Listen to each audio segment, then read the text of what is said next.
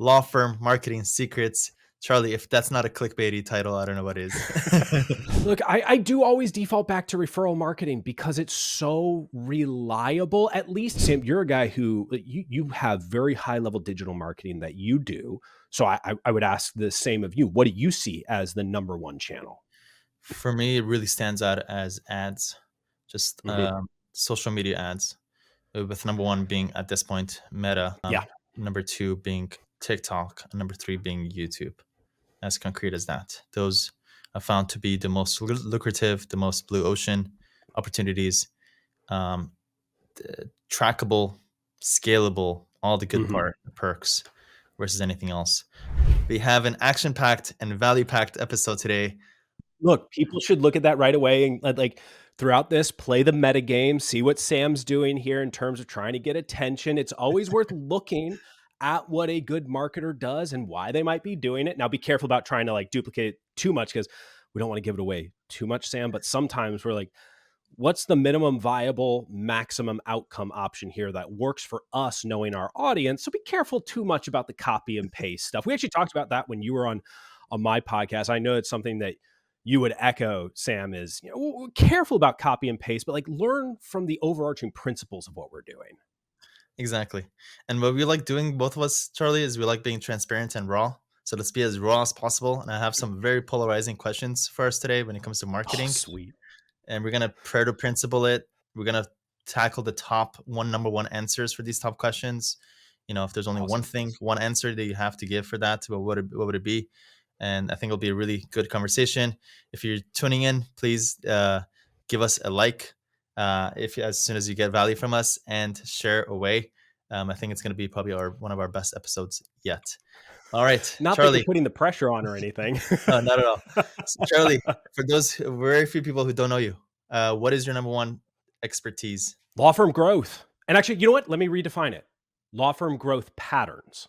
I will say that that is my number one expertise. I've become a What does that? student Yeah. of the What does it mean? patterns of law firm growth. And it's interesting. I was just writing about this for members of my program about monitoring numbers like revenue per employee. So it's like taking some of these growth metrics that you can observe over time if you've worked with enough law firms. Like Sam, I know you've worked with tons of law firms and you've developed your own patterns within your multiple businesses of seeing like, okay, if I'm dialing in this percentage at this level, I'm probably within the a range that allows me to achieve X level of growth over this next year. And so over the years, looking at the patterns of, say, dialing in percentages and marketing strategies for firms under $500,000. Then once you hit $500,000, what usually changes in your resources? And then like there's a range between $600,000 and $800,000 that I call the I'm not going to swear on this show, but it's called the SHITTY Valley. And at that range between 600 to 800, for example, every firm owner is going to feel a squeeze on profit growth at that point. But once you then get from 800 to a million, you're going to see that profit release for you. So those types of patterns are what I would consider myself. That would be the highest level expertise that I provide. So that must mean you must have a high in IQ. From what I understand from IQ tests are just finding patterns. Did you ever take an IQ test, Charlie? I have taken, why are you making me admit this, Sam? I have taken a couple of online IQ tests, and I'll tell you the actual reason why is that my brother, sister, and I are extremely competitive with each other. And so we did IQ tests to see who had the highest IQ test score.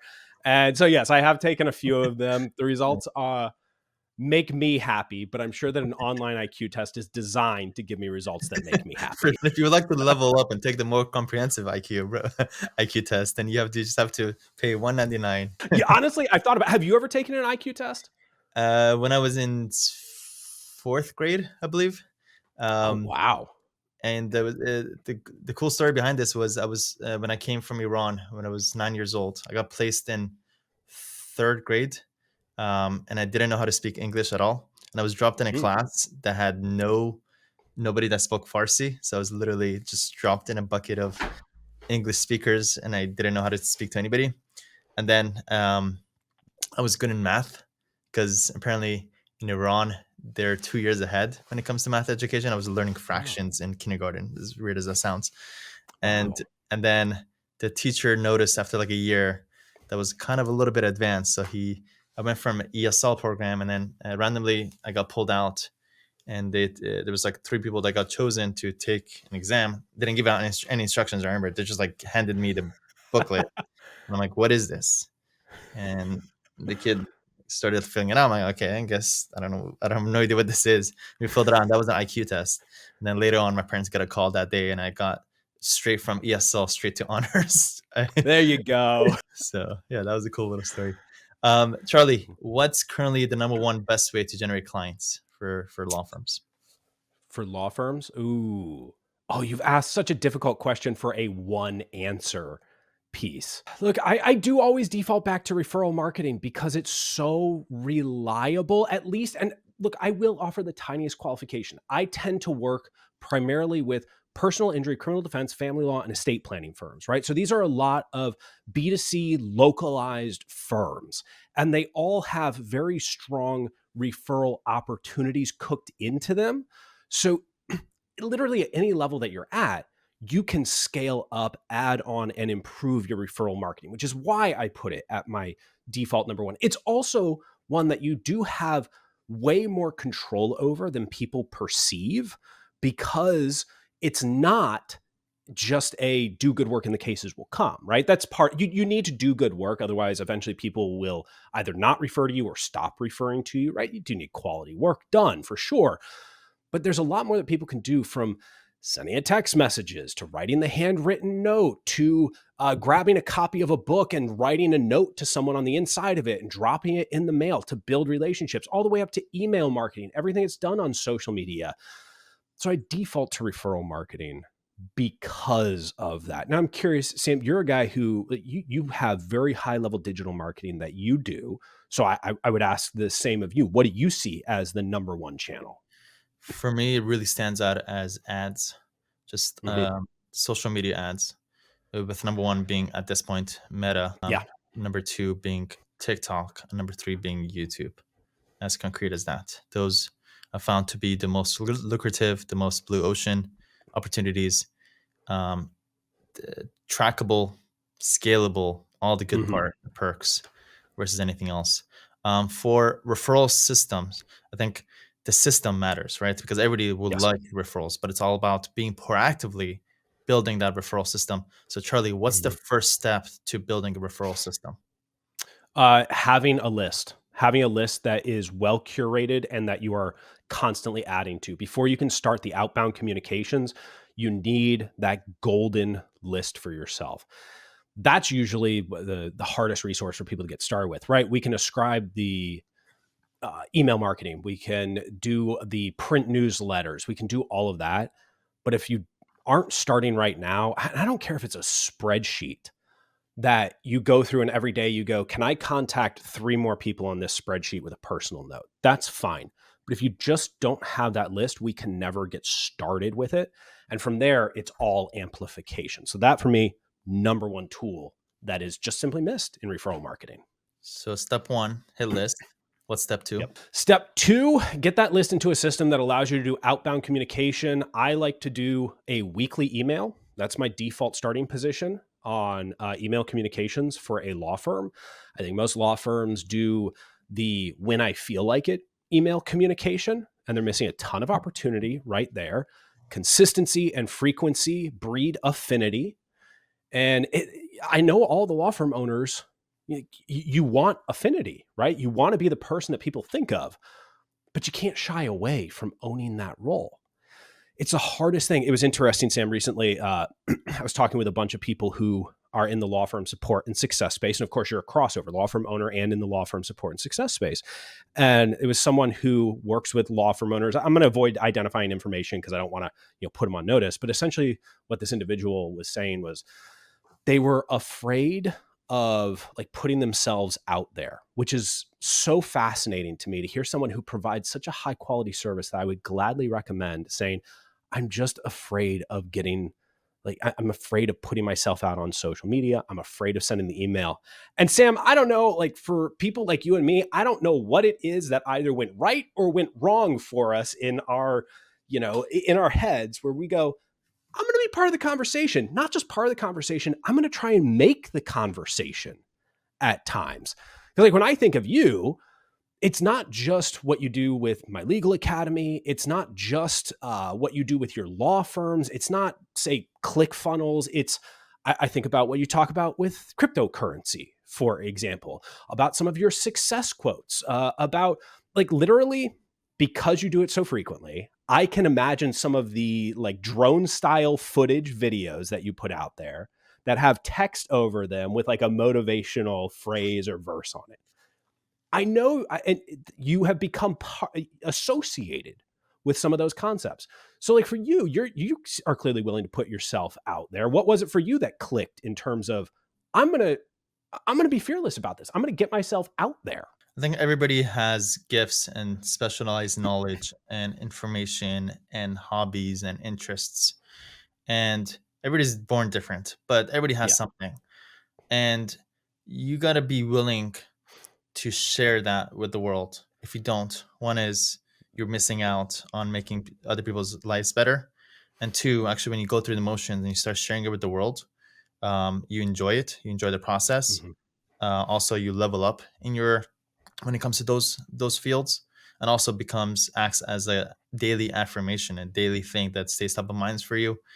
For me, Yeah. um, the first example you brought up, the person who didn't want to put themselves out there, that for me is just a symptom of, I think, introversion. Being Yeah. introverted. I'm introverted, naturally introverted. Charlie, you seem Me like an too. extrovert. Oh, really? Okay, come I, come on. I'm actually deeply introverted. Oh, Yes. okay. But you gotta get out of your skin and put yourself out there. And over time, as you build a habit, actually you enjoy the process. So Charlie, every single one of those posts, I do those because I enjoy it.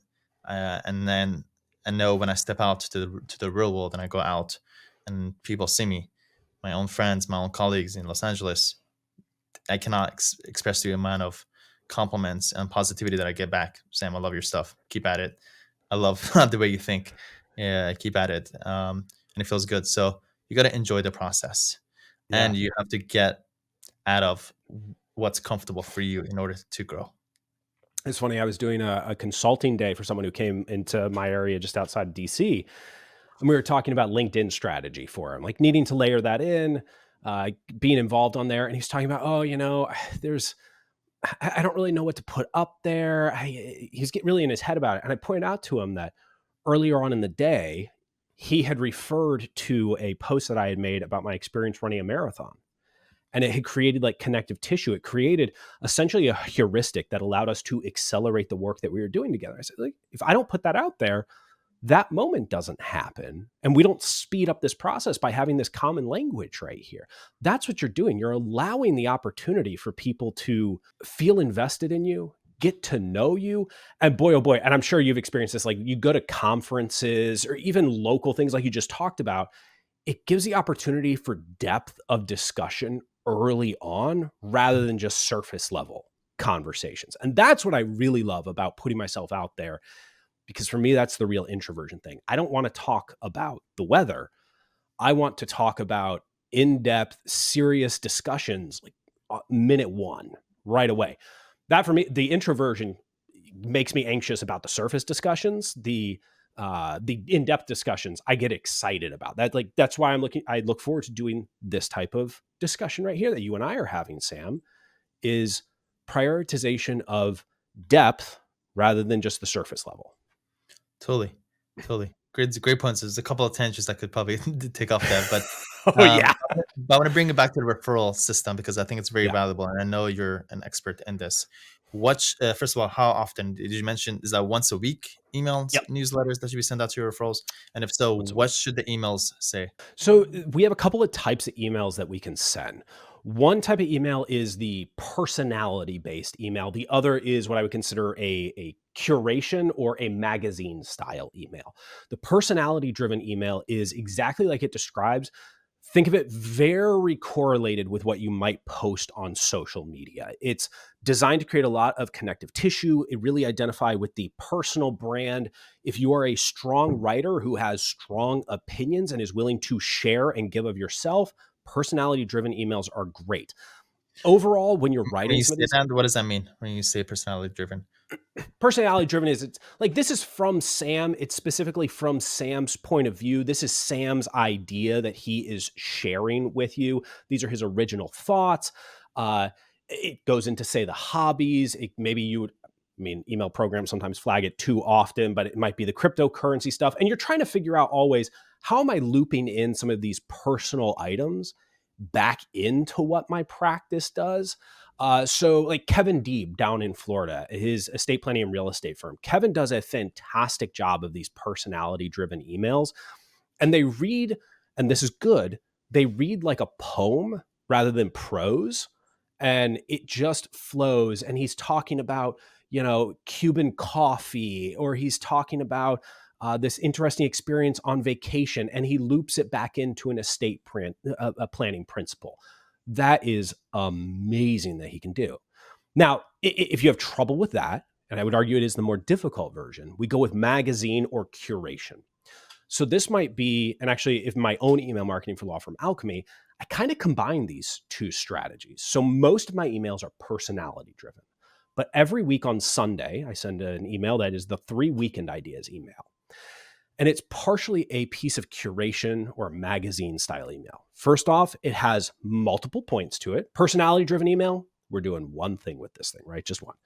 The curation or magazine email, we might share a couple of stories. For example, we might share a national story of general interest with some light editorializing, but mostly we're kind of just reporting on the information. This is a superpower that most people don't realize they have accessible to them, which is the power of curation rather than always creating.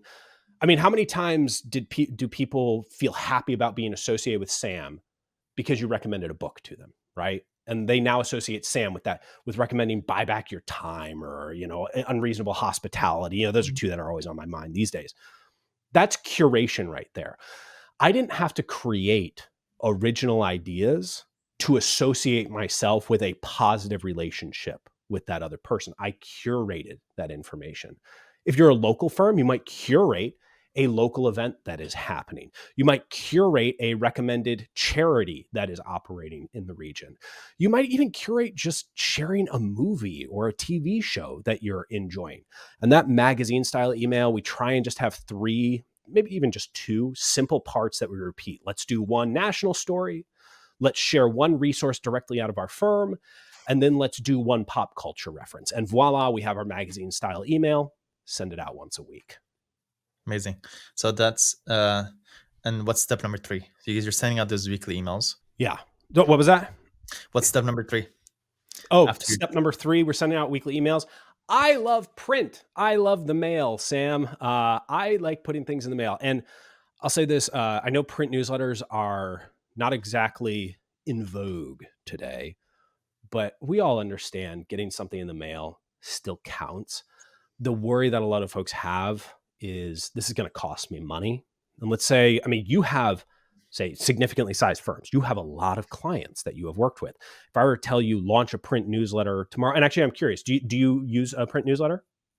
We don't use a print newsletter, but just a couple of months ago, we started getting into mailers. There we go. So is it like, I mean, I'm curious. I promise we'll loop back in and I'll close that loop. But what do you do for mail? Mailers directly to direct prospects who are in that need our services, and yeah, it does pretty well, and Yeah. it's trackable, and high intent, and pretty Yeah. good results coming in. I love hearing that. Most people just completely ignore it. Dan Kennedy coined the idea of the shock and awe package, and it absolutely works. Putting things in the mail absolutely works. For these law firms, it's putting in a mailed monthly something. And the reason I like to use the word something, even though I've mostly used the word newsletter, is I want everyone to get out of their heads about what it needs to look like, what it needs to feel like. Like, let's just strip it down to its bare bones. Can I put something in the mail every single month, especially to my current and prospective referral sources? Okay, that's really my focal point. So if we're talking about concern of cost, You're going to tell me I have to send out 2,000 newsletters every single month that might put me back $2,500 to $3,000, to say nothing of design costs on it? Yeah, that might be a bridge too far for a lot of folks. But can I get you to put together a list of 250, and some of my clients have gone as high as 600 other lawyers, professionals, and community leaders, especially focusing on other lawyers and related professionals, and put something in the mail for them every month? It could be a postcard, it can be a simple letter, it can be a self-folding newsletter. I just want you to touch them in the mail every month. Because if we do mailed monthly newsletter, we do a weekly email, we're up to 64 touch points with past clients and referral sources over the course of a year. And none of your competitors are doing that. And if you layer on, oh, also, I'm publishing on my YouTube channel, I'm taking some of my long form videos, moving them into short form, and I'm doing YouTube shorts. I'm doing work on TikTok as well. I'm publishing via X, via Instagram, via Facebook, LinkedIn. Now you generate omnipresence, and omnipresence is another powerful, powerful factor, as long as it's done with a level of intention. Like, Sam, doesn't it kind of drive you crazy when you see people getting started with this and they're copying and pasting the same thing that they would put on Facebook is like the same thing that's on LinkedIn, is the same thing that's on X, and you just go, if you shifted 30% of what you're trying to say, it would work for the algorithm. Instead, you're getting one like across 7 different platforms, and you'd be better off figuring out how to get 7 likes on one platform and then moving on to the next. Daggone it. I see head nodding. So take that idea farther for me, Sam. Going all in into one platform versus diversifying across multiple platforms. I've been calling this out ever since like 5-6 years ago. Stop trying to do a little bit of, a lot of things. Just go all in into one platform and just get good at one, right? Because there's nuances. Social media is very nuanced, and there is a game to the madness. There are little things that you could learn and you get better and better. If you don't believe us, look at people that are like with big audiences. They didn't get there magically, or it wasn't by luck. No, there's actually science to this. Yeah. Charlie, let's switch over to another polarizing question. What's currently the biggest scam in law firm marketing? Biggest scam in law firm marketing. Or something that maybe a little bit less Yeah. aggressive, but very low ROI and very likely for the ROI Something not. that's very low ROI. Yeah, that people spend. It's a little bit easier question. Yeah, so I think one of the things that frustrates me that I've seen a lot of is in the last 6 or 7 years, most of the websites that I look at for law firms are pretty good.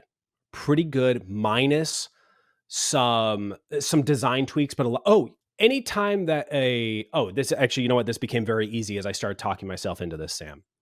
The biggest issue that I take with anything is hefty gatekeeping of digital assets. That is one of the worst things. You know what? We're going to set up your Google Analytics profile, and then we're going to own your Google Analytics profile. Lawyers, do not let that happen. Law firm owners, do not let that happen. You own your Google Analytics account. You own your website. Look at those contracts, because if that contract has their ability to essentially pull the rug out from underneath you, that's not a space you want to be involved with, because there are good, reputable players in this space who will gladly make you high quality websites, high quality digital assets that they're more than happy for those to be yours rather than theirs. That, Sam, boy, oh boy. Even simple things like being able to go in and add content to your own website, being able to update a headline. How many websites have I reviewed recently that the title tags, like SEO, not even acceptable for it to be 101. Like, that's the remedial mathematics course that you take when you go to college and you bombed out on math in high school. And they're like, technically, we're going to graduate you, but you got to take like a level 0 class in college on math. That's what title tags are, SEO wise. And yet I still see law firm websites that cost multiple 4 or even 5 figures that don't have correct title tags. Drives me up a wall. The digital marketing website development space, because there are good reputable players, but there's a lot of folks. I know I'm not allowed to have a secondary complaint, which is why I'm going to go really, really fast and drop this in here right now, which is people who almost electively choose to not try and understand how law firms actually work as business models. That also really bothers me. That's a whole episode. Yeah. What's the What about biggest you though? Like, I feel like you have to have something in mind. For sure, and it's a very controversial, but I might be one of the very few people to kind of call it out. And I also share it because I'm on this side. I'm on the interesting side. As a law firm owner of 5 law firms, active law firm owner, pretty active as Yeah. it gets. And at the same time, being on the other side of advising, consulting, helping, whatever you want to verb you want to put in front of it, uh, to hear the feedback of what the law firm owners are doing, what's working, what's not, and over time picking up on some patterns Hmm. over the years. I've seen that SEO is a big trap. Ooh. Yes, could there be 1 out of 10 SEO company that's stellar? Yes, but Hmm. 9 out of 10 they're eating your money. And instead, if you just take that money, put it into a higher ROI, more direct ROI, things like Facebook ads, Google ads, TikTok ads, YouTube ads, that usually the ROI is significantly more, and also gives you an opportunity to be able to scale up from the ROI and not just get a flat rate ROI. And then also, I also weigh, should I you know, should I spend time and money on SEO, or should I just go try to get 10 more reviews per month? And I know if I have a system and I push my team to go get 10 more Google reviews, that's a lot higher value than spending $3,000, $5,000 a month in SEO. Literally, I'll if you're not, I'll prove it. Let's both build a law firm website. You go do SEO. I'll just go crank out as many Google reviews as possible, and let's see in a year which one it gets more clients. So So it's interesting. yeah, In our Catalyst program, month one, we focus on getting more referrals. Month two, it's local SEO, with the biggest thing being going to get more reviews. I mean, I'm with you on that. There is a point in time where you can see some of these very high level SEO vendors when you can afford that super high level and you're not heavily reliant on that SEO. That's always the thing that makes me nervous, is over reliance on SEO as opposed to it being one of your many channels. Then it can be worthwhile. I was just reviewing for a client a $68,000 a year SEO contract. And what we got to was, like, we don't know how success is even being measured. This will be the third year that he has paid for it. I'm like, before he's already paid for it, right? So that's fine. That's a resource. That money has now been spent. If it's going to be spent though, let's hold them accountable. And so he's going to be going to this SEO vendor and saying, "Great, how are we measuring success on this? Obviously, it's qualified leads. Cool. What are we doing on, like, what other things are we measuring? And what's the process for getting to success in those measurables that this money is being spent on?" and Charlie, I'll put it out there. There's 2 things that any law firm owner can do to be able to future proof their law firm, when it comes to SEO and with ChatGPT and AI Mm, affecting things with SEO. Number one is make sure you have a about us page that's very comprehensive, as comprehensive as possible. Like that's a ideally good point. 1,000 to 2,000 words about us page. Mhm. Most people's about us page is just a couple of paragraphs. That's not enough. You want to feed AI and ChatGPT as much information about you. So when, let's just say, Yeah. somebody goes on Gemini, which is Google's AI, or ChatGPT to ask about, you know, what's the best law firm. That's the second thing, is have a page that explains why you're the best lawyer in best this type of lawyer in this city. Have a page about that, and again, make that as comprehensive as possible. Have those 2 pages. Make sure it's very thorough. Even if you have to use ChatGPT to come up with the content, do that. Putting your own originals in there. Have those 2 pages. If you just do that, that's a lot more important and a lot more valuable than spending again money on SEO. That's really smart. Yeah, actually, I hadn't given consideration to that About Us page, but that is exactly where it pulls a lot of that information from. So yes, I hope everyone who's listening, just go and do that. That's such an immediately actionable thing to go and add to that and to create. So are you suggesting, for clarification for everyone, are you suggesting you weave in the best option in town language on the About Us page, or is that a second page that you should develop? Yeah, I would probably do a second page. So about us page will Nice. just be about your law firm, and then the second one will just be about why your law firm is the best type of that lawyer in that city. to Gotcha. give it more context. Again, there's just more context. You could probably combine it if you really, really wanted to, but might as well just create two very comprehensive. In our mastermind group, we've had multiple people now report clients saying that they found them on ChatGPT. Yep, yep, There yep. we go. And and also another trick, and I know Charlie, you've been starting to tap into it, is building GPTs, Yeah. right? Correct.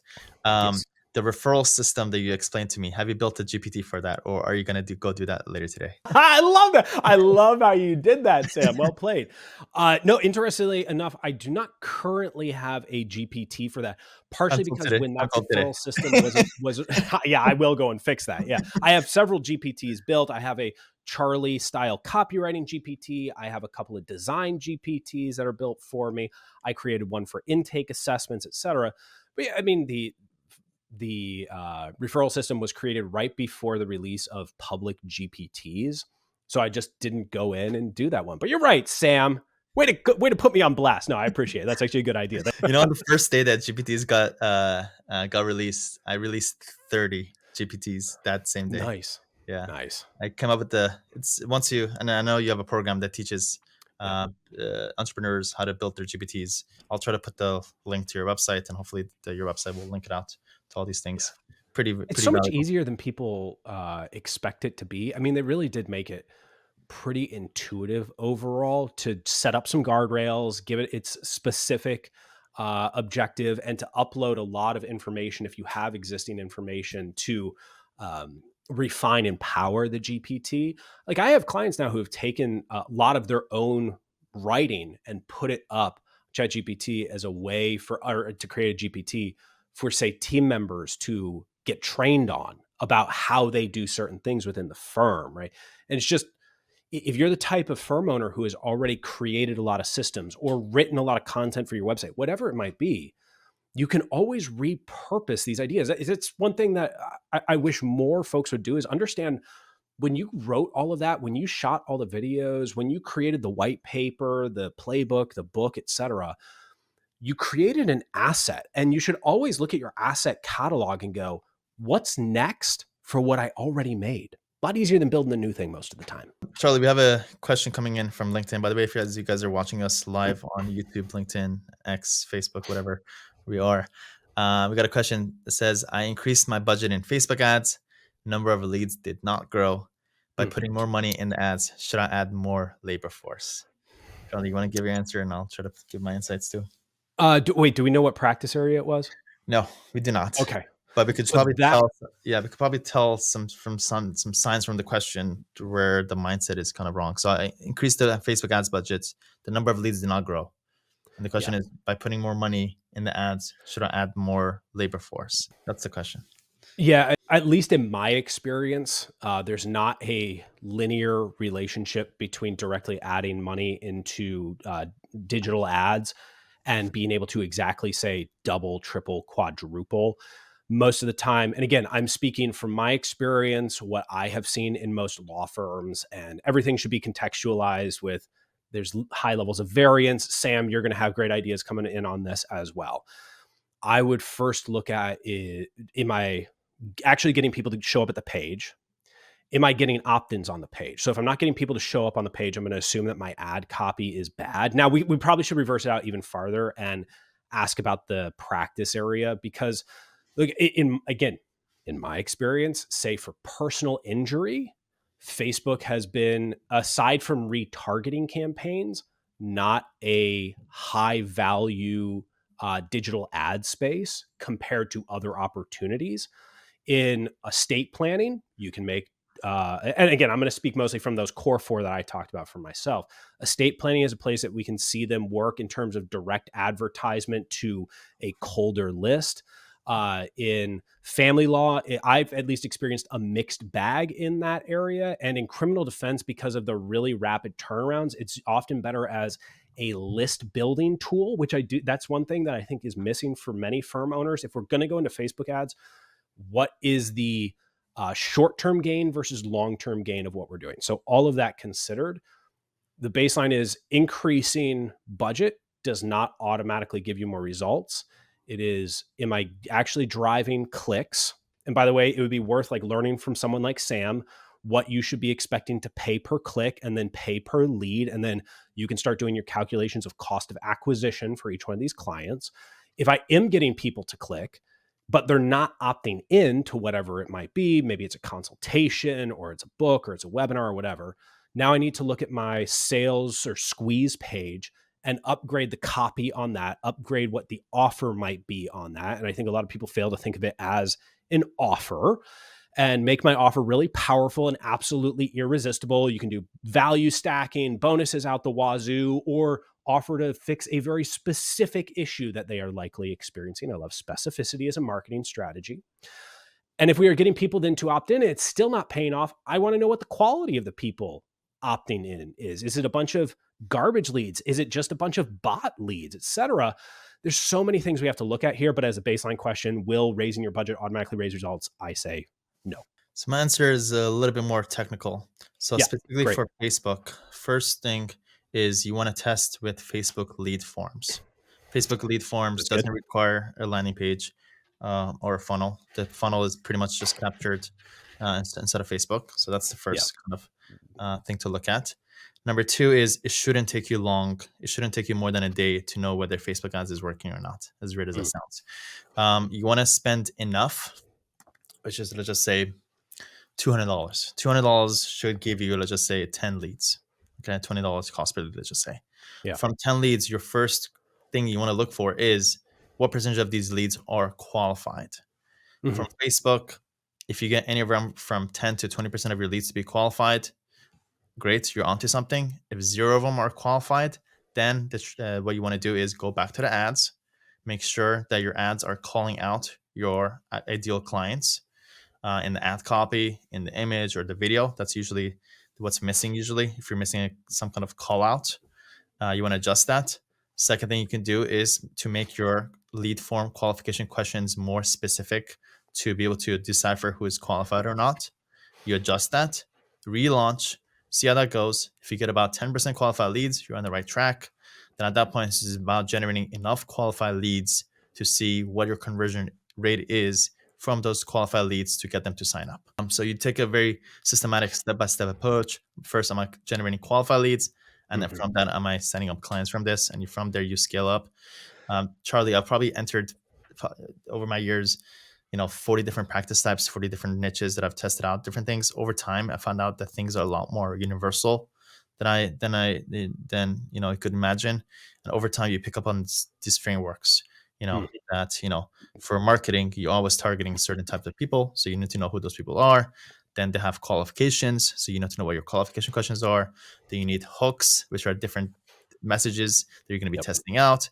Then you also want to be mindful of what your prospects or clients are going to be getting on the back end. What's the result, basically? And then you try to incorporate some social proof in your ads.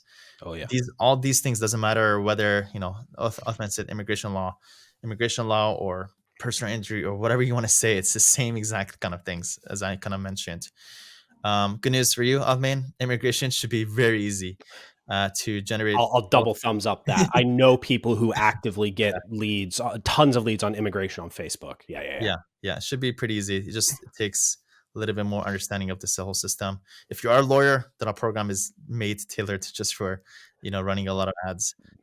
So I would highly recommend just going there to mylegalacademy.com to book a call to speak to us. Yeah. And by the way, I'll second that.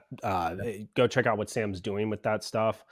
All that technical stuff that you just heard Sam talk about. It's not. Facebook used to be a little bit more approachable, and they've done stuff to make parts of it easier and parts of it a little bit more complicated. I remember when you could just upload a big old list. You could kind of click on like other pages that to advertise towards, and it was off to the races. And we were buying leads, back at the company I was with previously for like $1.50 a pop of decent leads. And it's not as easy these days, but that's the good news.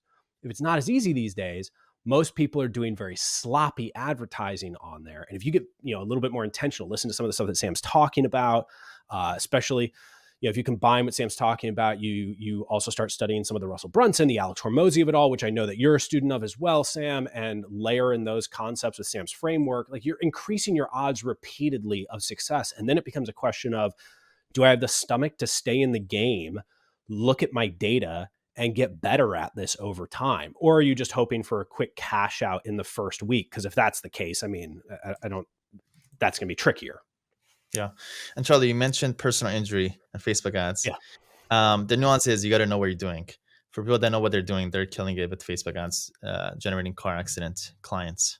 And it's something that I started sharing about 3 years ago, and our members have killed it over the years. Hundreds of clients generated Yeah. from Facebook ads for That's personal awesome. And injury. that's why I always say, like, in my experience, because I am always open to being proven wrong, right?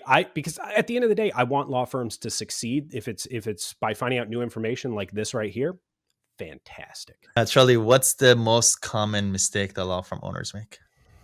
Not being consistent with marketing.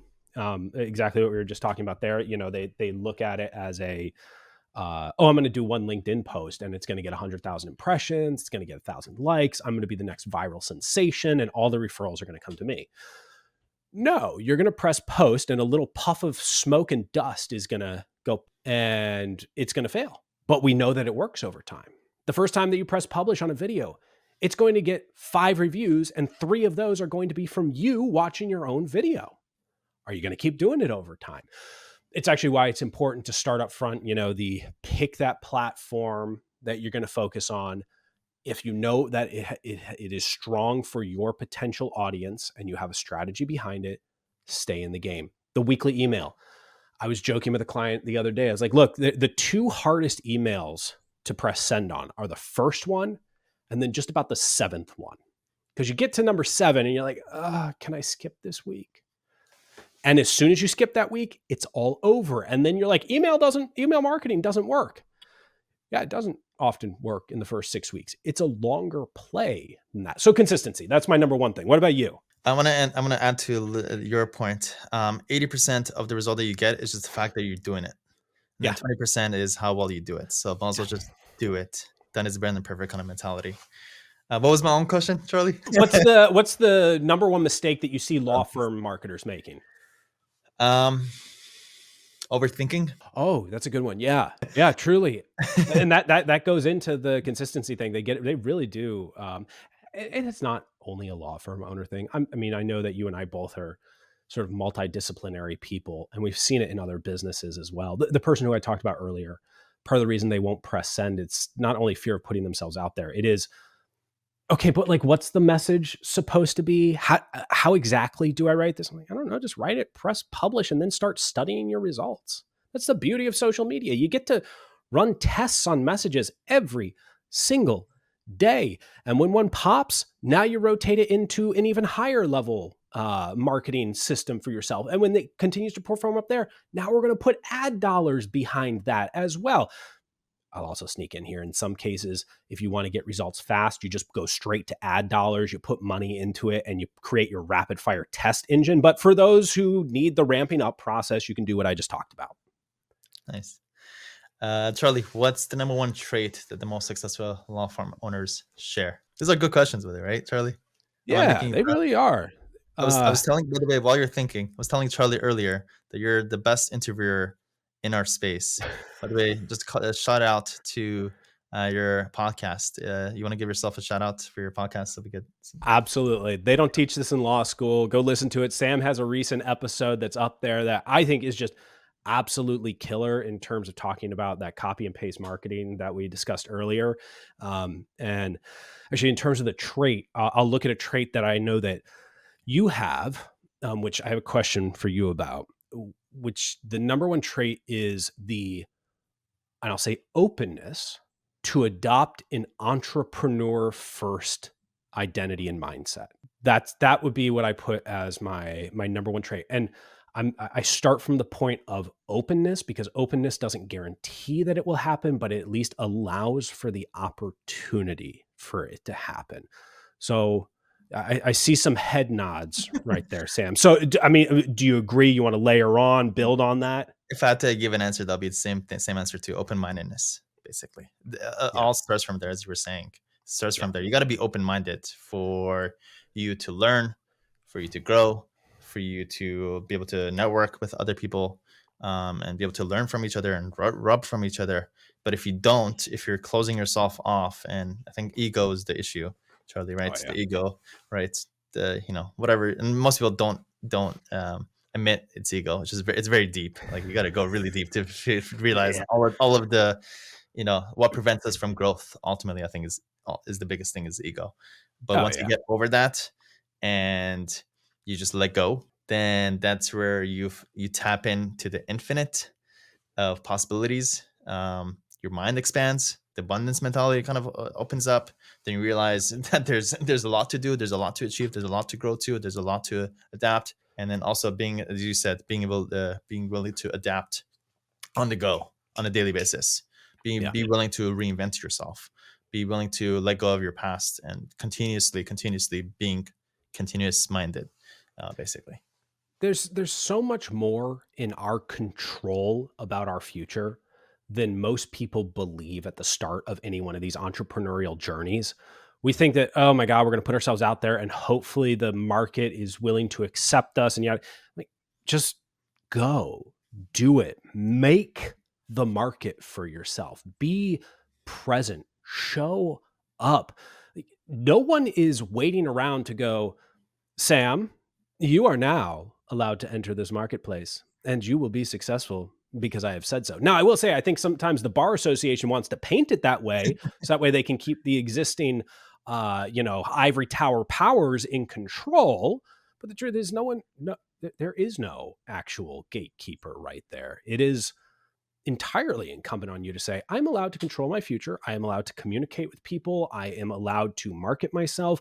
I am allowed to provide a level of quality in my services that seems of an absurd degree of value. You get to make all those choices. And of course, throughout it all, number one thing you have control over is how you respond to all of it as well. During the adversity, first off, yes, it's okay to feel down.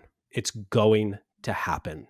Throughout life, you get hit with moments that are bigger emotionally for you than any you have ever experienced in the past. And you will be brought down in those moments. The question is, how do you respond there? Can you refocus and say, you know what? How do I approach this as an entrepreneur? Not just as a lawyer, but I'm an entrepreneur. I have this wide open world available to me of what I can do for myself, to the benefit of myself, my family, my team, and my clients. What can I do today to turn that around? Well, there's at least one thing that I can control. So I'm going to do that, gosh darn it. And I'm going to fall back on that for today. And today's still going to really hurt because it was really tough. We had a terrible quarter that I didn't see coming because I haven't been tracking my numbers as well as I should. And I didn't see the operational hiccup that was going to end up costing me 50% of my expected revenue. How do I deal with that? I'm going to fix problems today. And it's bigger than anything I've ever dealt with. Here's the good news. Next time you deal with that, it won't be as bad. You'll be able to get through it easier. But then something else is going to come along to kick you right in the teeth, right? Isn't that the fun of entrepreneurship, Sam? Is we're That always is, finding out what's going to yep. kick us in the teeth. And after a couple of years, you just, nothing will phase you. Yep. Yep. Like, oh, right. This again. Okay, cool. I'm about to learn a new lesson. As in the maker space, there's this gentleman named Jimmy DiResta. It's called the Godfather of Makers, woodworking, leather craft, metalworking, etc. Really interesting individual. He's had shows on Netflix, HGTV, all these other networks. And the phrase he says is, you go to school on the first one. You learn your lessons, right? You go to school on the first ones. You're going to learn your hard lessons. That's your tuition to get better at the game. Going back to consistency, a lot of people hit that first point of needing to pay their tuition, which is often an intellectual and emotional tuition. And they're like, you know what? Cash out my chips. I'm good. I don't want to go any farther into that deep, deep abyss. So I'll stay where it's safe. Just keep going. It gets better. Amazing. Preach. And Charlie, what's one thing they don't teach you in law school? Oh, one thing they don't teach you in law school. Don't tell me that was a surprise for you. So here's the funny part. Yeah. I think I've only had one other person try and ask that question back at me. And whenever I hear that question, the debate that I have, Sam, is like, do I go with really, really obscure? Like, well, what Yes. they don't As teach you in law obscure school as is the obscure as difference possible. between full grain and top grain leather. They don't teach you that in law school, Sam. And the truth is well, top grain sounds better. Full grain is actually the superior leather. So what they do is full grain leather is the whole hide. It is the actual leather, the skin of the animal tanned, etc., prepared, all that. Top grain leather actually technically takes off a bit of that top shell in order to have this perfectly even, smooth layer. And while that is still really nice, if you want the OG unbreakable, this is what they made saddles out of, and your bag, your wallet, etc., will last forever, you go with full grain leather. You And heard none it of here. that suede. Oh, Yeah. related to that, genuine leather is a marketing term. Genuine leather just means that they took a lot of leather scraps, basically, shredded them up, and remade it into a leather composite. Anything else about law firm growth? Yeah, I mean, the one that I love to go to is um, they don't tell you that you are now starting to adopt an identity as a lawyer more and more as you go throughout law school that will be your best friend and your worst enemy, depending on where you are in your journey. And they don't specifically talk about how to be expansive in who you are and how to learn new skills and how much going outside the realm of law will benefit everything that you do within the realm of law.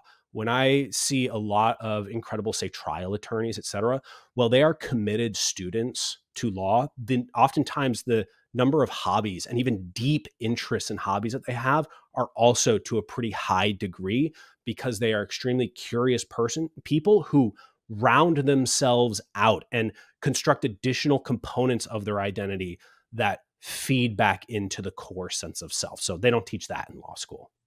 And what's the first step for that? The first step for that is honestly, it's the old AA thing. You have to know you have a problem. You have to accept that that's the issue. And you have to start looking at some of what you do, some of the decisions that you make, and ask yourself, am I making the decision because I'm a lawyer and therefore that's the decision I'm supposed to make because I'm a lawyer? Or am I making the decision against other principles and ideas that I have pulled together in my life from sources that I know, trust, and respect? When you start making decisions from a high principle level continually, that will help you rebuild your identity into a person who I believe truly can be an even better practitioner at law, at least in the experience I have in working with my coaching clients. Those who are, say, well read of stoicism is kind of the one of the most popular ones, but they're well Mhm. read on stoicism. It allows them to potentially be an even better representative for the client because they don't get phased by what the other side does. Right? Kind of a cheap example there, but a good one. So if you make principle first decisions rather than reactive, I make this decision because I'm a lawyer and within our field, we've been told this is how we make the decision. That's how we start. It's tough. It's a conscious process, right? We're taking what is normally a subconscious reaction. It's a heuristic response and saying, wait, let's add like the tiniest pause here and ask, why did I make the decision that way? Once you fully accept yourself completely, that's when the world starts, fully accepting you for who you are. Yeah. Charlie, what's the best way for people to reach out to you, and who are your ideal clients that should come and book a time to be with you? Absolutely. So if you are a law firm owner who is between about $300,000 to $900,000 per year in revenue, go to lawfirmalchemy.com. And depending on where you are in your journey, you'll either want to grab one of our free resources like the referral marketing playbook, or you'll be prepared to go, you know what? I'm ready to be a high level person. I'm already a student of Sam's and I'm going to stay a student of Sam's in my legal academy, but I'm going to layer on the Catalyst program over here and combine these ideas together. By the way, I have a rule. You don't do something like drop Sam's program and start, oh, let's see what Catalyst is about. You do multiple at the same time. I'm a Stacking. multiple student. Yeah. Look, I'm saying that for real. My best clients are folks who are participating in other spaces as well. Excuse me. If you are someone who is, say, a million or above, first off, jump right into Catalyst. You're ready for it, but also reach out and see if I have any openings on private coaching. At the very least, it's an opportunity to get on the wait list. I am fully booked right now, but there is an active wait list and it is first come, first serve if you are in Catalyst. So that's my recommendation to everyone listening. Amazing, amazing, and I highly recommend Charlie's. And I can attest to Charlie's um, long-term kind of mindset, and his heart is into everything that he does. Charlie, I look forward to meeting you in person and having some drinks together. Thank you so much Back for at you, Sam. appreciate you. This has been amazing. Thank you, my friend.